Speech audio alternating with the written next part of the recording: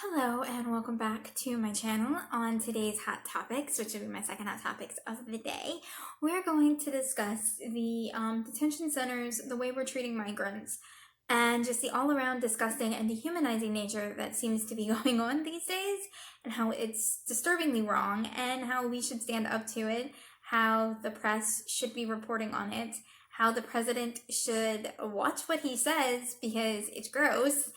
And yeah, so let's just jump into it. For those of you who don't understand what's going on, you must be living under a rock, but I'm going to explain it to you. The migrant detention centers are being compared to concentration camps. They are horribly overcrowded. There is a lack of food and sanitary living conditions, things that I don't know about you, but I consider basic human rights that we seem to just not give a flying crap about when it comes to these migrants. And when we try to stand up to it and we try to explain that, they're human beings and they should be treated like human beings, people come out and attack you. And I will explain in just a little bit about what Border Protections and Control's private Facebook group was doing to Ocasio-Cortez, because it's a symptom of a larger problem. So let's jump into the first half. This is not new. This is not strictly a Trump administration thing. There are pictures of kids in cages that come from the Obama administration during the Reagan era. There were really bad conditions during the Clinton and Bush things. There were bad things. I'm not going to deny that. I'm not going to pretend like Trump is the only one that is responsible for this, because that doesn't help anyone. And it doesn't hold our leaders accountable, and that is what I am all about. So this is an ongoing problem, but it has gotten worse under Trump. Trump has this thing where he really doesn't like brown people. He can say he does, and he can try to spin the narrative all he wants, but his tweets are very clear that he doesn't like brown people. He calls people that come from border countries that are down south rapists and criminals, and I'm sure they send some good people. I mean, come on, that's clear racism, and you can try to deny that all you want, but it's racism. You are lumping a group of people together, and it's racism. So, we have a president who is very openly racist, who doesn't have a checks and balance system, that doesn't believe in the First Amendment. He doesn't believe in letting in the reporters and to see these. So things are coming out from the courthouse where someone actually tried to defend, saying that they don't have to provide them with an adequate, safe place to sleep, toothbrushes and shampoo and clean clothes. These are things that we provide for prisoners. Think about that. We're providing it for prisoners, but we're saying that kids don't need it. Just because they're not from our country, they're not our problem. They're still kids. They are innocent kids. I mean, we're talking about kids that are as young as a couple of months old, all the way up to teenage, and they're having to take care of each other and change diapers and things like that. Things that I would not want my child to have to suffer through. And if I wouldn't want my child to suffer through it, I wouldn't want someone else's child to suffer through it. And part of the problem is that we are dehumanizing them. On the Republican side, I'm calling them rapists and criminals, and well, if they don't want to be in these detention centers, they shouldn't have come. You do understand that they are coming from poverty-stricken countries, that they are coming from countries that have horrendous violence, that government corruption, things like that. And we live in this first world image of things where we don't have to worry about that, so we don't tend to think about that aspect of where these people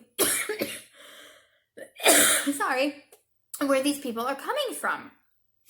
And we should absolutely think about it's dangerous. We're not talking about they're just getting on a plane and coming over here. The migrants that we're detaining like this have a tendency to come from south of the border. They're coming up and they are walking thousands of miles to our country. Thousands of miles with their small children and their families. I mean, just look at that father and daughter that I did a story on in the Rio Grande, where they drowned trying to get away from what is going on in their country.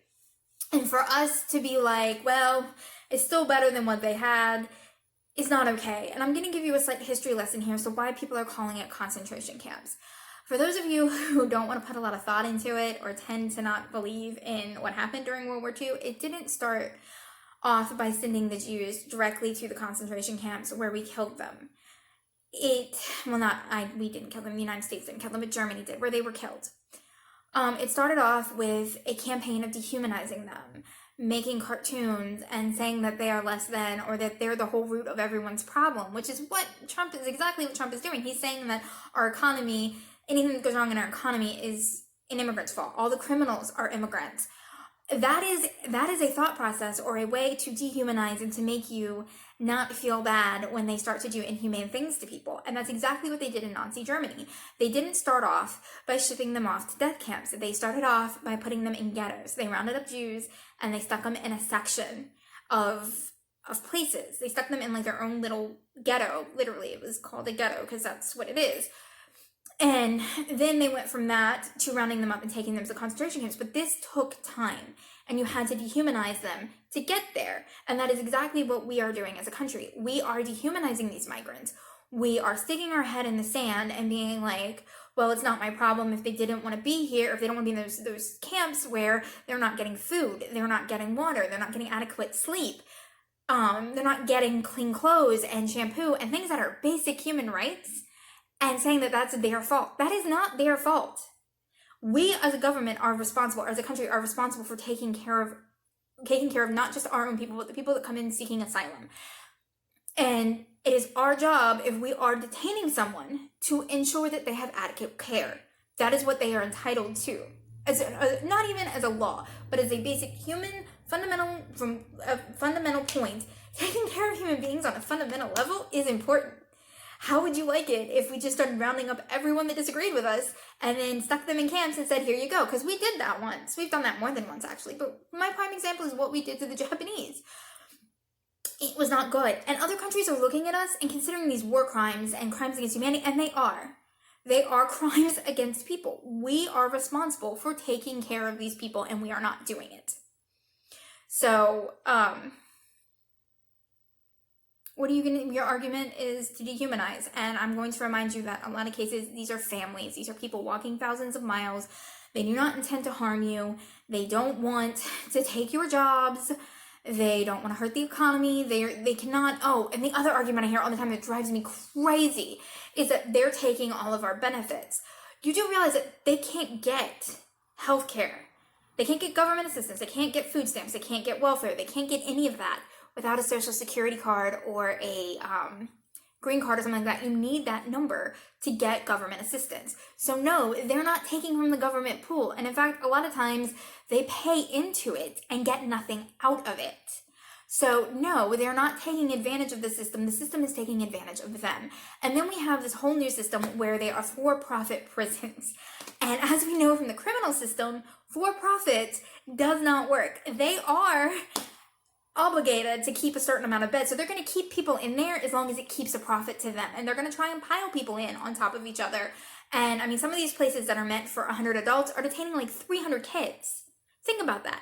It's meant for 100 adults, detaining 300 kids. It's overcrowded, and they make money from that. So they're not going to think that they need to back off or they need to do what's right, because the bottom line is what they want.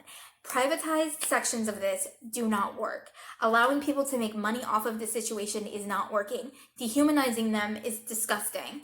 And not allowing us to see what's going on, not allowing the media in there to see what is happening, is completely and totally disgusting.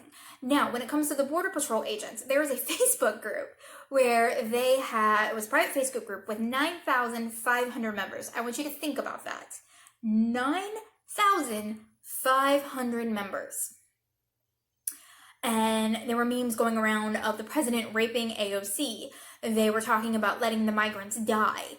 They were being racist and talking about throwing burritos at AOC and all these horrible, disgusting things that once again dehumanize people. And if they dehumanize them, it makes it easier for them to treat them like crap. And if you are caught doing this in this group, you should not be allowed to be a Border Patrol officer, because you are putting other people's lives at risk. You are dehumanizing, you are racist, you are gross, and you do not belong in a system that is meant to protect these people. So I guess my point is that we need to remember that they are human beings and that it is super duper important that we treat them better, that we do better, and that we don't listen to this rhetoric and we don't turn into what Nazi Germany did, because Nazi Germany was not born in a night. It took years. And I do mean years before they were able to accomplish their goal. And I don't know about you, but I don't want to be the next Nazi Germany, so let's stop it before it starts. Let's treat human beings like human beings. Let's be fair, and let's be the country that everyone in this country seems to think that we are, and be the best and be great, and remember that human beings have rights. Okay, I will catch you on the flip side, and I will see you later.